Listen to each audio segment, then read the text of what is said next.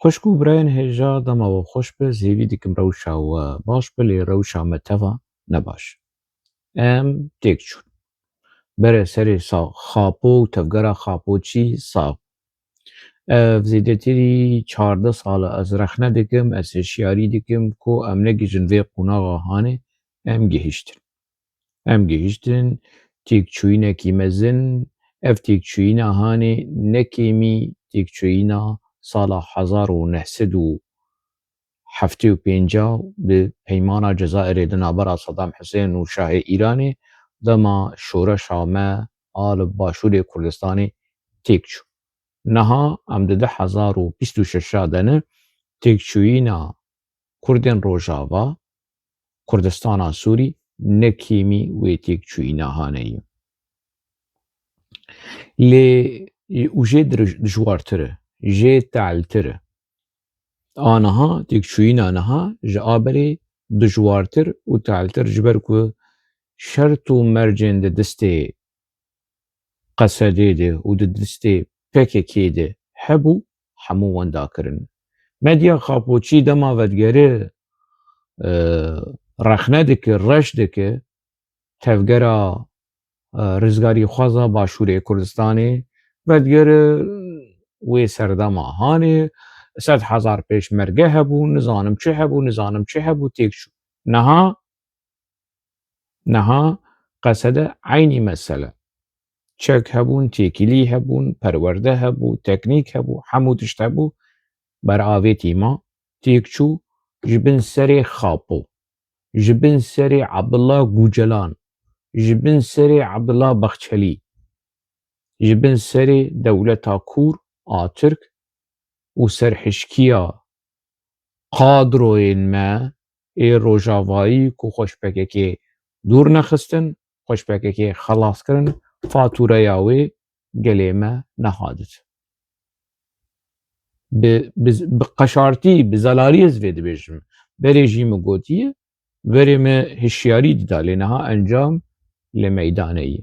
Berpirsyarê yekemîn ê siyasî û ê exlaqî û ê îdeolojî û ê psîkolojî û ê hemû tiştî Xapo ye û tevgera Xapoçî û tevgera Cemîl Bayîq e. Ev hemû berpirsyarê yekemîn ew in lê berpirsyarî qadro û madroyê me yê Rojavayî jî berpirsiyar in. Ez nikarim Bahoz Erdal ji vê meselê bişom. Bavê sîstemê trolê zilama tewtewê zilama ez nikarim îvî ji vê mesela hanê bişom. Ew jî berpirsiyar e. Şoreşa Rojava ku em pê kuştin ku em pê gêş kirin şoreşa 19 Temûzê û şoreşa Rojava û heval me em bûne dewlet û avan kesên ku rexne dikin hemû hevalê Mîtên û hevalê Tirkan û hevalê Erdogan in derket eşkere bû xuya bû ku kî hevalê Mîtê ye ku kî qûnekê Mîtê ye kî kurtêlxurê Mîtê ye kî li ser hesabê Mîtê dijê heta roja îro. Bi rastî pir tehl e ez yanî pir hêrsim di derbarê rewşa ku çêbûyî lê ez ê bêjim. Min gotiye me berê jî gotiye ev hişyariyên hanê me berê jî gotiyenî xapandina wan heta niha li medya a poçiya binerin çawa bi bêbavî bi zikreşî bi dexesî nêzîkî Kurdistana Iraqê dibin. Di çêkirina nûçeya de di derxistina şiroveya de ana wê têkçûyîna xwe PKK niha li qurbaniyekî digere. Wê mezlûm Ebdî bike qurbanî û wê nizanim Sîpan hemo bike qurbanî û xweş û meselê derxîne û berê xwe nade Xapo. PKK berê xwe nabe ji rêya xwar ji gayê pîr e. Gayê xemo ji rêya xwar ji Gucelan e ne Ocalan Gucelan Xapo ye û xirpo ye û qehpo ye ne Apo ye. Rêya xwar ji wî ye. Gelê me li Bakurê Kurdistanê di çîroka Xendeka de heqwase şehîd çû. Niha gelek do bû em di nava nîqaşekî de bûn ez û hin biraderan gotin 15,000 20,000 شهيدي ما لدجي داعش چو اونها اف حمود اسکفت بر آویتی بون کرم گو ون لبر 15,000 شهید کevin نیزی 5-6,000 شهید ما لباکوری کردستانی چون جیانا خوش دستان جبو کردستان سر بخو آزاد خاپو معانی قوناغا چاره سریع دموکراتیک و جواکا دموکراتیک اوی سرسریه هانه نکاره بخچلی بکر دموکراتیک هاتیش مر کردا بکر چاره سریع دموکراتیک اوی جواکا دموکراتیک چه بکر باوی خو جا خو نتکاری بکر او خو نه دموکراتا خاپو نه دموکراتا نکاره خو بکر دموکراتیک و دولت ترک بکر دموکراتیک حق واسه انرژیا گلی کرد کدا گلی کرد خوینا گلی کرد بفیرنگی چون او پرین او دزیا کو پککی کری او 27 میلیارد 28 میلیارد یعنی ناش خور بنرن پنابری هر دو تاقین کردا لحلبی پنابرین لرقای پنابرین لعفرینی پنابرین رجاوا که حالا گلو پککی وی پری هانی بکار بینج و آلی کاریا خلقه یا نا همو اف چیروکین شورش و شورش آزادیه و تفگر آزادیه تفگر سختکاریه نا هنک گلین ما دوست و حوالین ما خلقی عفرینی اولو بهیرس دبن ام دبیجن چما جبرکو پر ایشیان جدستی پککی پر ایشیان نها و خلقی جزیره جی چارنوسا وانده بوک چارنوسا خلقی عفرینه حق خلقی هیه بهیرس شب ور بردوی وان در حق خاپو و خاپوچی بیجن حق خلقی هی جو کثیر نبیجن اون چما نه وقتا ویه حوال جمر کومنتین هنک رخنه مکر حوال نه وقتی ویه و حوال ندما رخنایه و رخنا بیلن حتی آزادیا فیزیکی آقونا سروک آبو آزادیا فیزیکی كير لسر هستيبو مترسيه بون خلقه دردقستن لقامشلو وفوتو وينين خاپو لدان ميداني تشتي خوش تشتي باش قلي مي عفريني قلي مي لشيخ مقصود اي كرد جي خاپو خلاص بون نها جزيرة جي ويش خاپو خلاص بون او بوتين وان او آلين وان او قريجا وان او قمارا واني ايديولوجي او تشتي واني جني او سترانين واني ولو بالدروا سركفتين دهندري ستران هذا قال ما او شيء خلاص فكروا الرامان التفكرة خابوشي ويسكتر بكن فكر مالا مني فكر هي مالا مني سيستم هي او سيستما قريجو جني چتا جيتم دزيه تروري كل سر السنجا قالي ما شو قضية كنا هاتي او جي ترورة لكسك نكهروي ترورة هاني بباريس ام ناس دكن رجيما سورية ام دكارن در حقي وي بآخر ام چو بيجن كسك وي نبيج هوال تو چما رخنه جولاني ديكي انا نوقتي رخناي كسك ويش كردا ولو نبيج لينها ام بري خوددن پککی و تفگرا خاپوچی هوال رخنه نکه هوال ببور آنانا وقتی رخنایی و جادف داویج ناموسا ما ایریشی مرود کن اچ پرورده گنی تفگرا خاپوچی نفشک دو نفش سی نفش گلی کرد تیک بر روشکی گلکی خرابه تیک چوینکی مزنه براستیز دبیشم جه تیک چوینا سالا 1950 کورتره مستره دشوارتره بگلکی یعنی از نرخاندن همش وی تیک چوینا هانه مدیا پگاگه وینها وی بری خو بده انه کسی وی بری خو بده پدکی و بری خو بده سروکی برز مسعود بارزاني وبربرسياريا فيتيك شوينا هاني في جني بوينا هاني ويتيخ ستیێ wan gelê me ê Rojhilatê Kurdistanê ez qurbana we bim ez gorî we bim bi a apoçiya bi a xapoçiya nekin pejak jî niha ketî nav we qaşo we koalîsyonekî çêkiriye partî û rêxistinên Kurda hûn bûnî yek her westa we bûyî yek rê nedin pejakê rê nedin xapoçiya ez ji werî vê ya tekez dikim enekese Encumena Niştimaniya gelê Kurd li Sûrî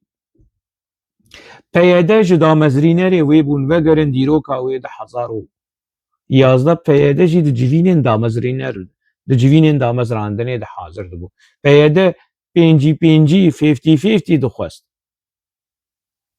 nîv dixwest wê çaxê saziya dayîkê şehîd a saziya dayîkê nizanim çê saziya ca Aldar Xelîl saziya xatika Aldar Xelîl û bi vî rengî û ciwanên şoreşger û ciwanên şoreşker dixwestin nîvenîv bistînin lê enekese qebûl nekir û qenc û xweş kir qebûl nekir pişt re apoçî û rejîma Beşar Esed gihaştin koalîsyonekî û derbeyekî çêkirin rojava hemû xistin bin destê xwe û tiştê çêbû piştî wê hûn hemû dizanin gelê me yê Rojhilatê Kurdistanê ez qurbana we bim ez destê we maş dikim bi a apoçiya nekin li halê me binerin û li xapoçiyê di nav xwe de binerin bere ev sînaryoya rojava li cem we dubare nebe ez reca dikim ez hêvî dikim bi vî rengî wekî ez çi bêjim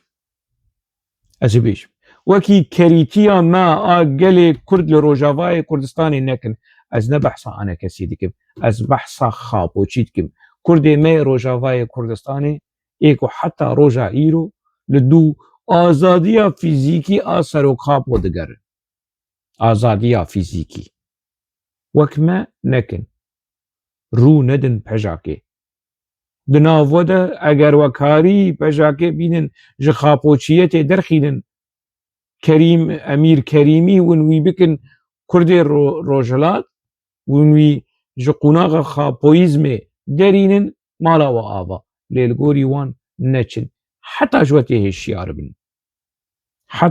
hêşiyar bin û li dû qûna Cemîlbayîk û pejakê neçin bi wan neyên xapandin ez reca dikim ez hêvî dikim baş e ev mesele çawa çêbû ev têkçûyîn çawa çêbû ne hewceyî heqwase şiroveyî ne hewceyî ji xwe re li dewlet Baxçelî temaşe bikin guhdar bikin winênaz bikin çawa dewlet Baxçelî bîyî parîzerê xapo çawa xapo diparêze û çawa êrişî Rojava û êrişî Mazlûm Ebdî dikin temaşe û guhdar bikin Muhatap bellidir. PKK'nın kurucu önderinden başkası asla değildir. DEM Parti'nin Türkiye Partisi olma yönündeki demokratik ve dengeli mücadelesini görmekle beraber eski hastalıkların tekrar ve zaman zaman bir kez daha nüksetmesinin sorumluluk ahlakıyla çatışacağını düşünüyorum. Hatırlatmam mazum görülsün. Fakat bu parti Türkiye'nin partisidir ve bu haliyle Türkiye'ye parmak sallaması asla ve kat'a meşhur, masum ve makul görülemeyecektir.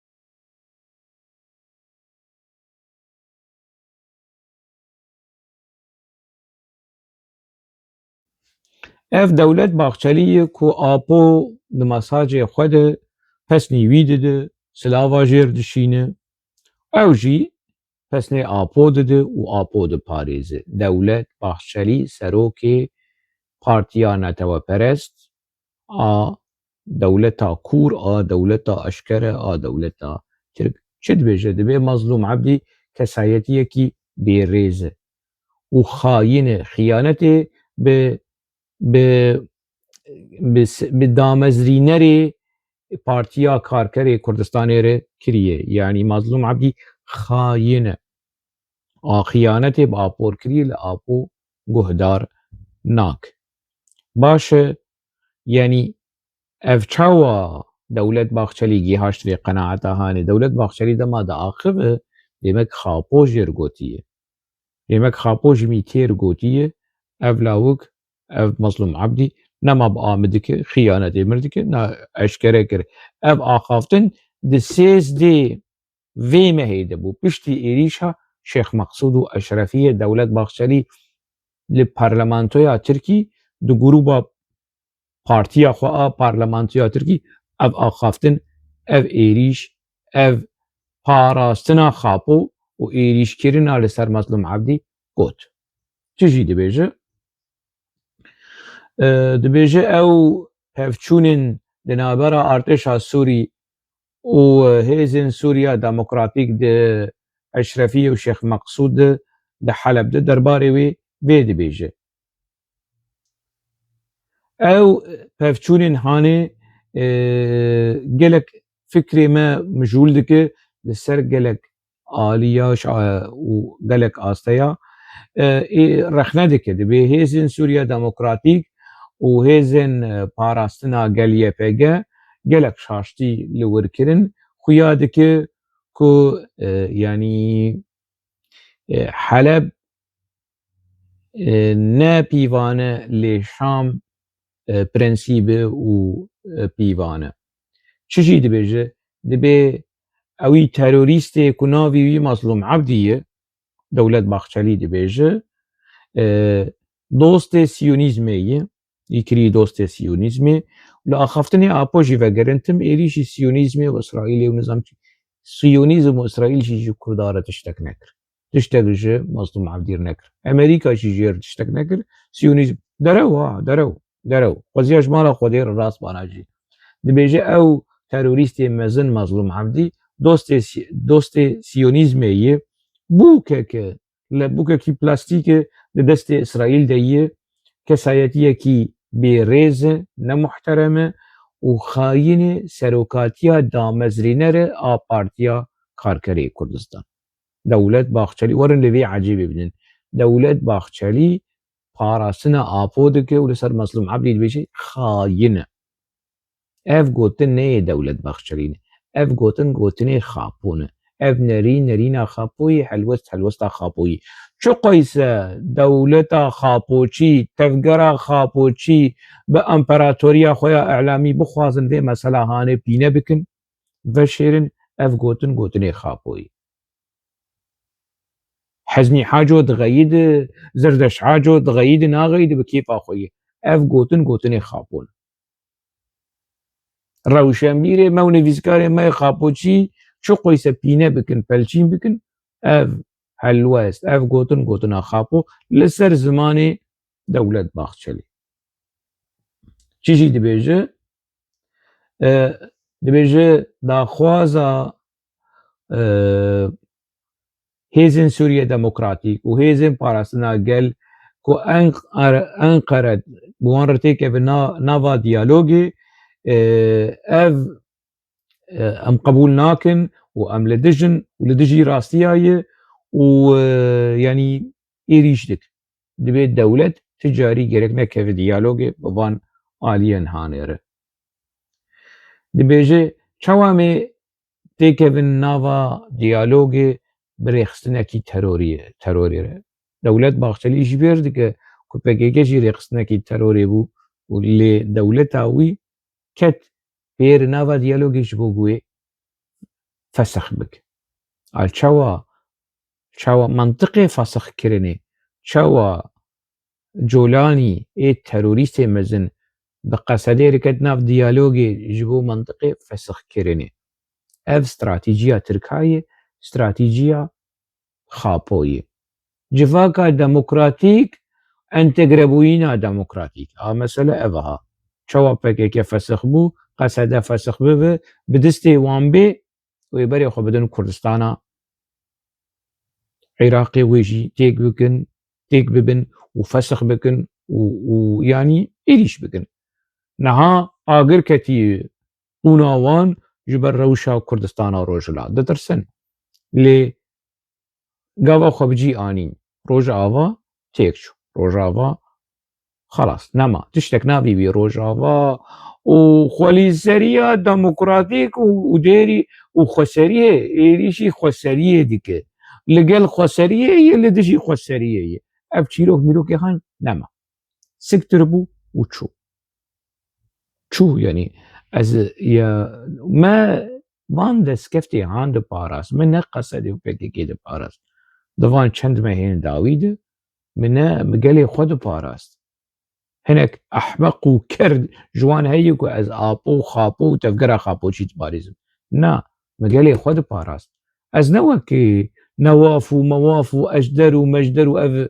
اف كسين هاني كشبو منفعتي خوشبو برجواندي خو كيرن سول وقندره دنيجي بكي كده از نبو مكوان مخو نفرود از خو ارزان نابينم از خو ارزان نابينم بكي خو ارزان دي دو خفرود دي از خو نافروشم مخو نفرود نمخو فرود جولاني نمخو فرود تركا نمخو فرود بكي اف دبي زلال بقي كسي خدي وجدان وشرف وناموس واخلاق من ناس دكن كو از شوامه ام وگرن داخيانيين دولة باخشري كنت 16 في مهيد قودي چاوا و کومارا ترکوری به وان کسین گروبین تروریست تيكي في ديالوجي ودبيج كو مخاطب ما خياية كسي كومبير بآخفن خياية نمازلوم عبدية سروكي دامزريناري بيكيكي خابو بحثا آبودك ام ناچن بوير ناخفن ديالوغا ما بخابو ري برا خابو امرو تعليماتي خو بده وي امي ناسكن ام مظلوم عبدي ناس ناك رخنا ل دو بارتي وشقلماز بارتي شي ديك جوان جي نرازية دولة باقشالي جوان جي واناك تروريست وكي مظلوم عبدي وكي قصدي وكي نظاممچه واناك تروريست ل وان جوان جي نرازي دخوازه دولة باقشالي حموك خابو بن كوله بن سرحيز بن ونزانن سرحيز چیه كو خلقي ما بوطانه جزيرة وشرنخي ودير كي ناسكن سرحيز كي دخوازن اف دولت باقشالي دخوازه اف گروپ هاني دامار كردايتية تيد نمين يعني اگر بچك كردايتي ما ب او جي تيگو اف داخيانية دولت باقشالي بري ايريش على سر روجاما از چه فهم ديكم از ناز ديكم از فهم ديكم كو مهندس معماري في ايريشا هاني باقشالي وخابوية باقشالي وگوجلانه از ويجي فهم ديكم وراستيش يقولوي كالا امن داخيانية سروك النووي ريبري قلي از چه بيش كام ليبنر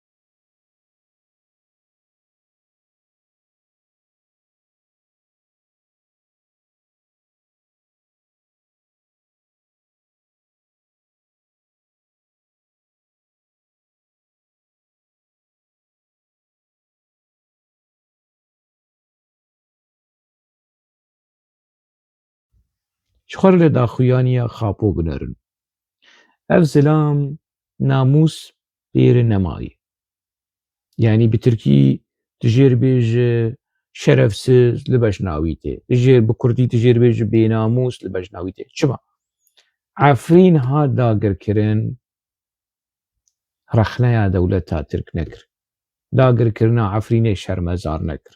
Serêkaniyê hat dagirkirin ji aliyê dewleta Tirk û kirêgirtiyê dewleta Tirk û çeteyên dewleta Tirk xapo vê êrîşa hanê wan komkujiyê hanê ê ku li Efrînê û li Serêkaniyê û girê spî çêbû şermezar nekir.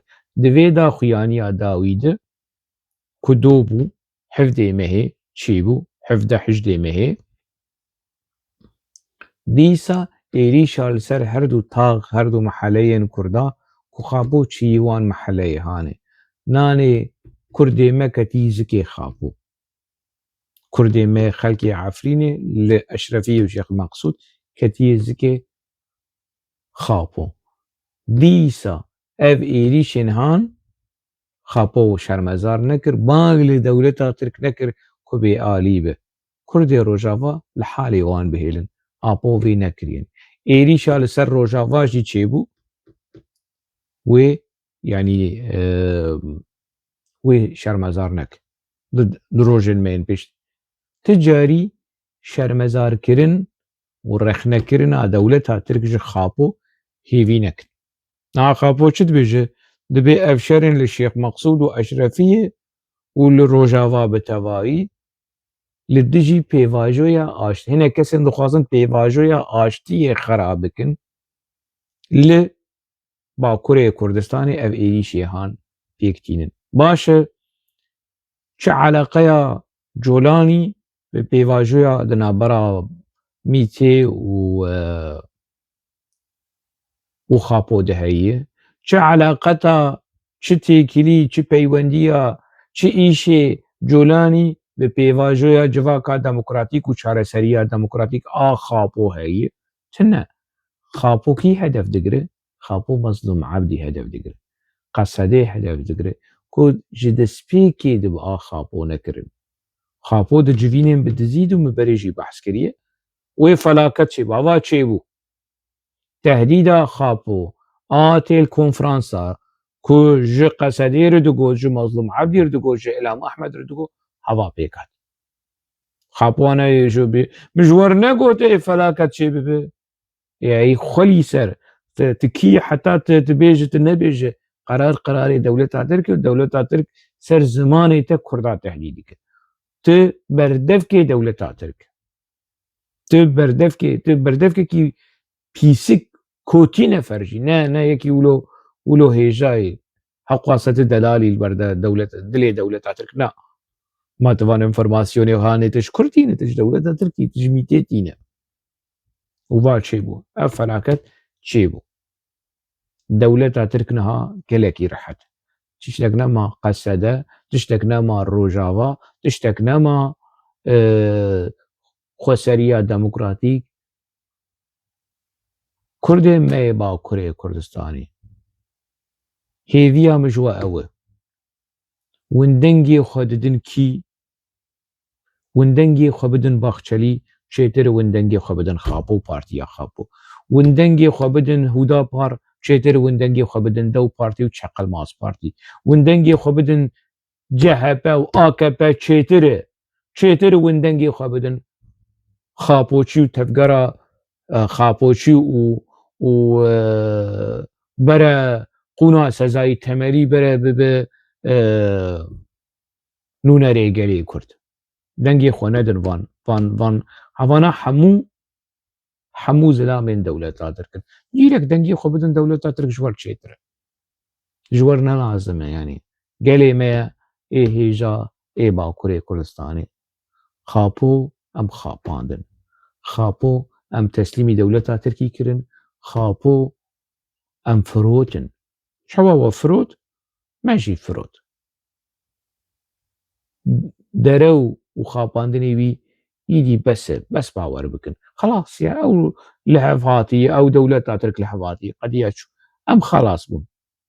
Niha gelê me ê Rojavayê Kurdistanê ji çîrok mîrokê aldar wê xelas bibe û azadiya fîzîkî û azadiya fîzîkî ev ereb merebên ê ku derdora Qesedê civiya bûn hemû xıyanetên bi Qesedê kirin. Biratiya gelan û netewa demokratîk hey xwelî ser. Hey aldar xelîl. هەی باهۆز نزانم چ ئەف 12-13 ساڵێ وەی وە چ براتیا گەلان وەلە هەوا خویا بوو سەرۆکێ پارتیا وان سەرۆکێ پارتیا ئا گەلەجەک ئا پاشەرۆژێ ئا سووری خۆش ئاپۆچیا دوورخست و تەڤلی ڕژیما ڤەقەتیە قوت بوو و تەڤلی ڕژیما جۆلانی بوو ئیجا هینە ون چ دخوازن ون تەنێ جێهاتینە ئێریشی هۆشەنگ و هێریشی ئەنتەلەکتۆلێ کووردا بکەن ئێریشی ڕکبرێ پەکێکی و ڕەخنەگرێ پەکێکی بکەن ون تەنێ vê li herin serokê xwe nas bikin bê serokê we çi xulam û zilamê dewleta kûr a Tirk em têk çûn bi rastî mere bêje ji bo ku em vê têkçûyîna hanê derbas bikin dibe em li xwe mikur bên dibe em e'tîraf bikin lê em dizanin em têk çûn û em dizanin sebebê têkçûna me kî dibe vê ev jî hebe em birîna xwe em nas dikin û dermanê vê birîna hanê jî em ê nas bikin gelê Kurd piştî şikestina 75 sala 1975 têkçûyîna 1975 mal ser piya tevgera azadîxwaz mal ser piya niha Herêma Kurdistana federe heye niha ala Kurdistanê heye ev ala xweşik û şîrîn ala me ye em ê maç bikin em ê têxin di dilê me de ye di mejiyê me de ye heta ji me bê em ê vê ala hanê biparêzin em ê Herêma Kurdistana federe biparêzin xem nake em vê carê têk çûn mixabin teala lê ez ê bêjim yenî lê niha hîna serokên Kurda ê resen hene serokên Kurda ku bazariyê li ser gelê Kurd li ser doza gelê Kurd nakin ne wek xapûne niha di rojhilata navîn de ev al heye milk û malê me û çarenûsa me û qedera me û dîroka me wekî Kurdê Rojava Kurdên diyasbora Kurdên Bakurê Kurdistanê ev al e û Herêma Kurdistan a federe ye em xwedora wê bicivînin û em lehnetê bikin li xapo û li tevgera xapo jî ancaq ez vê dikarim bêjim zêdeyî wê di cem me tune di nava xêr û xweşiyê de bimîne